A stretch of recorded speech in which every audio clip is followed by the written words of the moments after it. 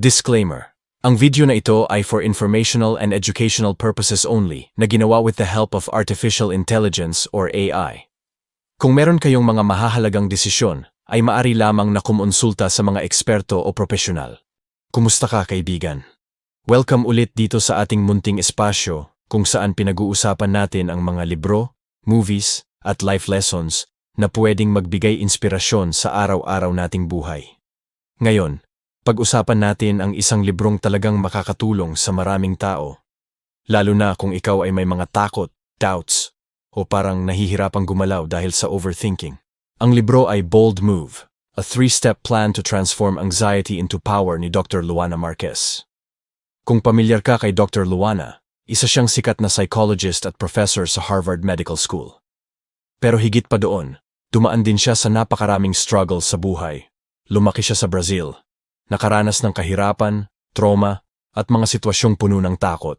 Kaya yung librong ito, hindi lang theory, kundi galing din sa tunay na karanasan. Ano ba ang gist ng libro? Simple lang. Maraming beses, tayo mismo ang naglalagay ng hadlang sa sarili nating buhay dahil sa anxiety at fear. Ang problema, madalas ang default natin ay umiwas, tumakas, magpatagal. Pero ayon kay Dr. Luana, ang pag-iwas ang lalong nagpapalakas ng anxiety. Dito papasok ang konsepto ng bold move. Ang ibig sabihin nito ay, kahit natatakot ka, kahit hindi ka sigurado, kahit nangangatal ka pa, gawin mo pa rin ang hakbang. Kasi doon nagsisimula ang tunay na pagbabago.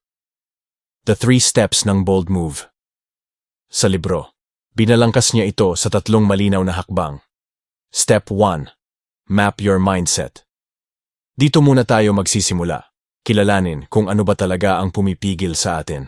Madalas kasi, hindi natin alam na ang dami na palang limiting beliefs na nakaprogram sa utak natin. Halimbawa, hindi ko kaya. Baka mag-fail ako. Anong sasabihin ng iba? Familiar ba? Lahat tayo dumadaan dito. Pero sabi niya, once you name it, you tame it. Kapag alam mo na kung anong mindset ang humahadlang, mas madali itong harapin. Step 2. Overcome avoidance. Ito naman ang susunod. Kapag may nakakatakot, madalas, umiwas. Nandyan yung, ay, bukas na lang. Ayoko na muna isipin, o kaya, magiging okay din kahit wala akong gawin. Pero ang totoo, habang umiwas ka, lalo kang kinokontrol ng takot. Kaya ang payo sa step na ito ay, harapin mo ng paunti-unti. Gumawa ng maliit pero bold na hakbang. Kung natatakot ka magsalita, simulan mo sa maliit na sharing. Kung takot kang mag-apply sa trabaho, start with fixing your resume. Ang importante, may galaw. Step 3. Learn new skills. Ito yung pinakamaganda. Hindi lang sapat na alam mo ang takot mo at hindi mo siya iniiwasan. Dapat matuto ka rin ng bagong skills para harapin siya. Pwede itong communication skills, coping strategies, o kahit simpleng breathing exercises. Parang toolbox na dadalhin mo habang lumalakad sa buhay. Kung isummarize ko ang impact ng librong ito sa isang linya, ito ay, courage is not the absence of fear, but moving forward despite the fear. Kasi lahat naman tayo, may anxiety, may self-doubt. Pero ang tanong, hahayaan mo bang magdikta ang takot kung saan ka pupunta?